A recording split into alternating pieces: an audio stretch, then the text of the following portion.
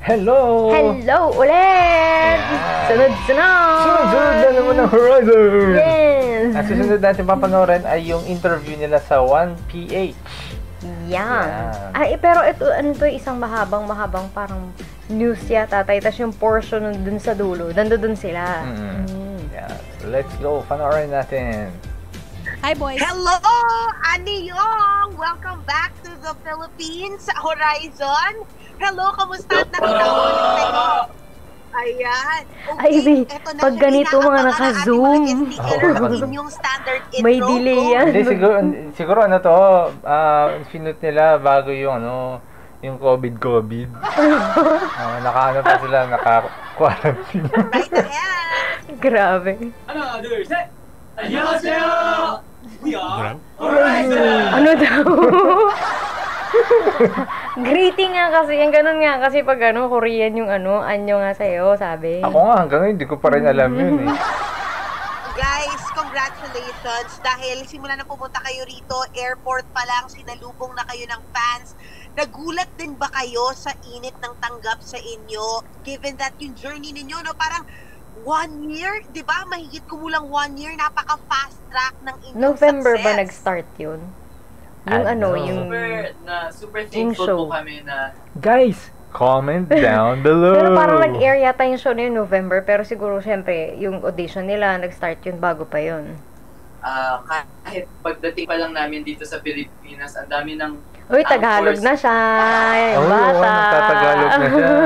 na naghihintay sa amin para i-support kami. So, super grateful kami every day and lagi kaming nagpapasalamat sa kanila kasi kung wala sila, wala rin kami. So, lagi namin binibigay yung best namin sa lahat. So, sana makikita nila yung efforts din namin. Ang gesture ni Winston Since yun. umuwi kayo dito days ago, nakita niyo na ba yung mga magulang ninyo? Nag-hello na ba kayo sa kanila? Nakapagpahinga na ba kayo kahit saglit? Wala pa nga po. Baka po sa concert pa po namin sila makikita. Kasi ngayon po, busy pa po kami with practicing for the concert. So, priority muna po talaga. Pero totoo yan. Kasi paglapag nila, just a few days na lang yung concert eh. Kaya talagang ganyan. Rata-rata ng practice yan. Ito para syempre sa mga boomer. Oh, go Kuya Jovi. Hindi, tatanungin ko sila, kamusta yun? Tama yung sinabi nila, no? Na malayo sila sa pamilya. May napansin lang ako kasi doon nakarang video namin. Sabi nila, si Kim mas pogi siya kapag itim yung hair niya. Yan yung hair niya nung minahal ko siya. Ayan itim na ulit mahal mo na ba ulit? Balik, hindi pangalan nakikita, no? Gaano kahirap yun, mga bata pa yung mga kausap natin, MZ. But youngest natin, 14. Yeah. Nako. O 15 na ka na ba? 14. Ay, 14 pa lang po. Oh, yan nga. Gaano kahirap mawalay sa pamilya daw? Wala lang. Siyempre po, una, super, hindi pa po talaga sanay. Siyempre kami dalawa po ni Jeremy talaga, mainly yung medyo laging na-homesick kasi di ba kami sanay na wala yung pamilya namin, pero bata pa kasi talaga, 14. Baka kasi sila, para silang, alam mo yung bata kapag first time sa school, ayaw mo na sa school. Baka ganun din sila nung time na yun. Grabe, may ngaling-ngaling. Napapasaya namin sila and alam namin na in the future, mamimit namin sila ulit. Like, ngayon, we will meet them soon. Nilang nagtrabaho, no? Grabe, 14 anyos, nagtatrabaho na sila. Bira. At alam mo, guys, gusto ko lang sana i-comment din kayo kung paano kayo tulungan nyo yung isa't isa kasi nakikita yan, yung mga grabe rin yung mga fan edit na hindi nyo namamalayan pero yung suportahan nyo sa isa't isa, lalo ka na Vinci bilang talaga grabe mong saluhin yung mga groupmates mo rin na yung mga kapwa Horizon mo, nakikita grabe yung comment section ng mga anchors when it comes to kung paano mo sila inaalalayan. Pero what do you always tell the group whenever you guys are faced with challenges sa training? Diba? Stage dad siya pag siya yung taga-fighting, siya taga-ganon. At syempre, doon sa mga pinapagawa sa inyo para maging mga idol na ngayon na kayo, di ba? I mean, lagi ko po sa kanila nire-remind na always look at day one and kung ano yung pinaghirapan natin, ganun tayo ka-worth it na makuha yung position natin ngayon. So sana nakikita namin yun araw-araw. Oo, MJ, kasi dapat lagi mong isipin, bakit ka ba nandyan? Tsaka napakapalad nila na sila yung nandiyan dyan. Di ba sa dinami-dami nung nag-audition na yun, isa ka doon sa nandiyan dyan, tapos pag, halimbawa, kung tatamad-tamarin ka, yung mga ganun. Kaya lagi mo dapat iisipin yung bakit ka nga nandyan? Kasi pwedeng ibang tao yung nandiyan dyan, pero ikaw yung nandiyan dyan, so napakapalad mo na nun. Gen Z. Go ahead, Chicky. Oo. Tama ba na yung fans are called anchors? Tama ba? Yes, Hindi po, Horizoners. Horizoners po. Mali po kayo.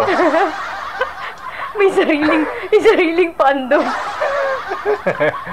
Nangingialam. Oo. So, yung mga anchors, syempre, sobrang excited para sa concert na to. I'm sure bibigay yung mga detalye about the concert later. Pero ang concern ng mga yan, meron pa mga fan benefit sa concert. Ano yung mga fan benefits? Ako, pangungunahan ko na, entertainment po.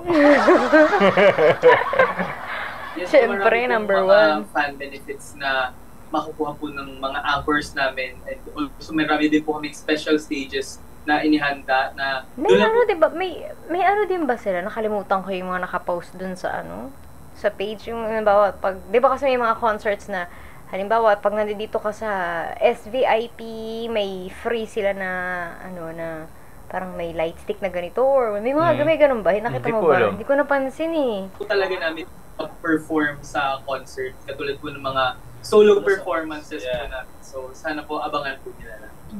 Yes po. Uy, may nagtatanong ng mga staff. May mga nagtatanong ng mga Go staff. ahead. Pag uwi nila, na-miss ba nila ang Filipino food? Ako may mga tanong na ganyan. At kung ano una nilang kinain. Alam ko yung sagot ni Kyler. Biko. Huwag yung pagsasabihan, alam ko yan. Yeah. Grabe pang ilan yan. Adobo na po. Comment. Adobo.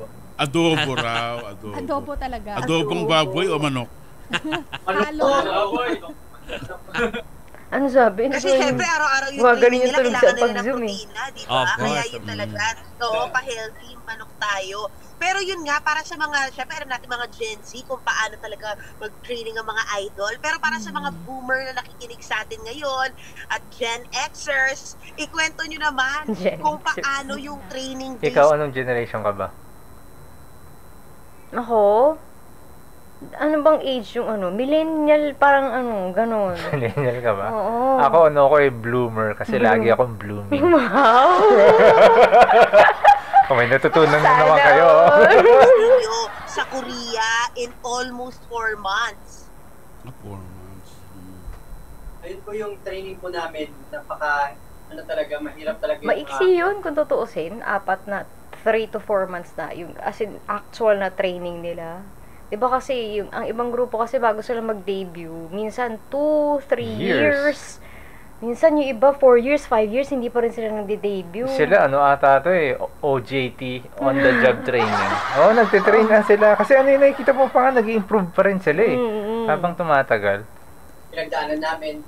Sa training po namin, almost like 12 hours po. Tapos, may hati-hati din po kami. May vocal training, may rap training din po, and may language, and then may dance, of course. And lahat po yun, nakatatak sa utak namin na kailangan namin mag-improve.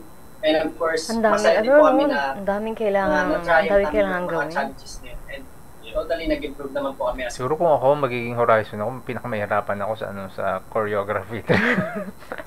Oo. Wait, natawa ko kasi may napag-usapan pala nila yung Filipino time nung na-interview ko sila. Dito ba? On time ba kayo dito sa Pilipinas? Opo, ngayon Alala ko tuloy yung on time na yan. Hindi kasi nakaraan kasi parang naging issue daw sa mga Horizoners yung time pagdating nila dito sa Pilipinas. Hindi naman kasalanan ng Horizon yun. Hindi naman sila nag-announce na, ganito oras kami darating, abangan nyo kami.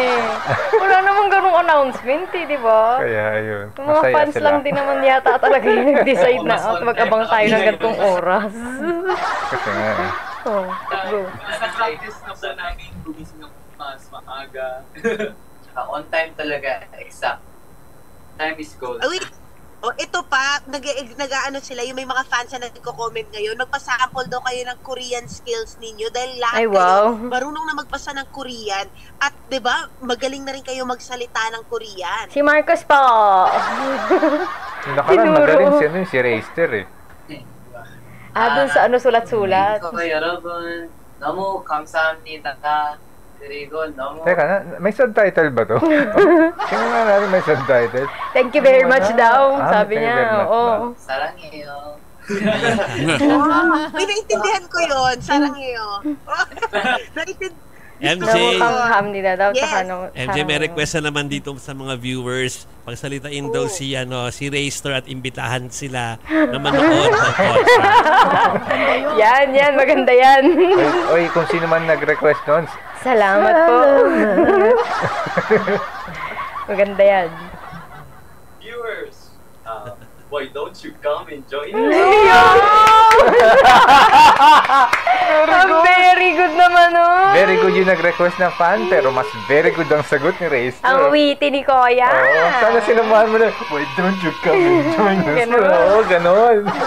In Korea. So, kanta po namin yun na There na ba? Parte kasi nung kanta nila yun. 안녕하세요 여러분.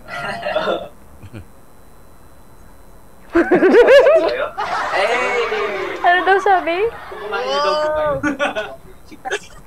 Kumain na daw. Ay, yung ba yun? Opo. 식사하셨어요? kumain na ba po kayo? Yeah. Grabe, Very, expert ay, po sila. no? Parang very Pinoy din na ano yun, na tanong. Diba? Yung ano, Korean yung language, pero ano, Pinoy yung approach. Diba? Wait lang. So, guys, eto na. Ano na susunod sa inyo? Kasi 1 month lang kayo dito sa Pilipinas. Ano pang aabangan namin pagbalik nyo, no? Doon sa South Korea? Ang Well, dami pa yun. for now po, magpo-promote pa po kami here sa Philippines ng album namin, and also para lang din makasama more Sinisinok. kasi alam po na Akala ko ba mabilis ang internet sa Korea? Nasa Pilipinas na sila kaya ganyan. Then nung ano ata to, nasa Korea pa sila. Nasa Korea ba sila? Hmm. Hey. Bumibitaw. MJ? more Ayun. music. Yan na. Naku, Oo, bumibitaw yung... Oh, guys, nandiyan pa ba kayo? Kinakaya Medyo pa. naglalaro Habang Horizon, pero hinahanap nila pinasulit isa't natin isa. yung mga Tingnan ko nga. katanungan sa kanila. Stream 19 Sana hours ago. makapag-promote pa sila. Dito dahil na kaya- sila. Nandito na sila. Oo, kaya ganyan ang internet nila. Kaya pala. Ano kaya internet provider nila? This Saturday. Talagang ano yan, Sila oh, makabalik parang kami this trademark ng Saturday yan Pinas. Sa Smart Araneta Coliseum. And guys, ayan na, gumagalaw na sila. Please promote and invite the anchors para sa Sabado. Bukas na yan. Yes, Vanessa, we will be having our first concert, Horizon first concert, Friendship, Voyage to Manila. I hope you're all excited. Ayun yun yung sasabi ko sa Preparing iyo, so may much parang for it, mga, and may we mga hope to see perks them. ba? Love Ganon. you. Love you, Anchor. We miss you, anchors. Maraming salamat, Horizon, at syempre, our very own MJ Marfo. Thank you and good luck. Thank you. Good luck. Kabitin, ano? Okay. Ang Yan. bilis. Ang bilis naman, no? Nananas na. Yan. May bilis namang interview ni Bal. Wala bang interview? Di ba nung nakaraan, yung mga pinapanood natin, mga 1 oras, mga 50 minutes, mga ganyan. Ganyan, mabibilis lang yung nandito. Yan ang ating reaction sa 1PH interview sa Horizon. Don't forget to LSS for like, share, and subscribe. Ingat po kayo. Bye-bye.